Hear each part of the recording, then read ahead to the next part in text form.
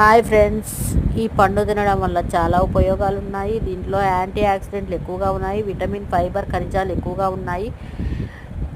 Cancer లక్షణాలను తగ్గిస్తుంది. ఈ పండులో ఉండే విటమిన్ వల్ల గుండె నొప్పి రాకుండా చేస్తుంది. అధిక బరువును తగ్గిస్తుంది. క్యాన్సర్ లక్షణాలు రాకుండా మెరుగుపరుస్తుంది. జీర్ణక్రియ వ్యవస్థ మెరుగుపడుతుంది. థైరాయిడ్ పేషెంట్లకు మేలు జరుగుతుంది. యాంటీ ఆక్సిడెంట్లు ఫుల్గా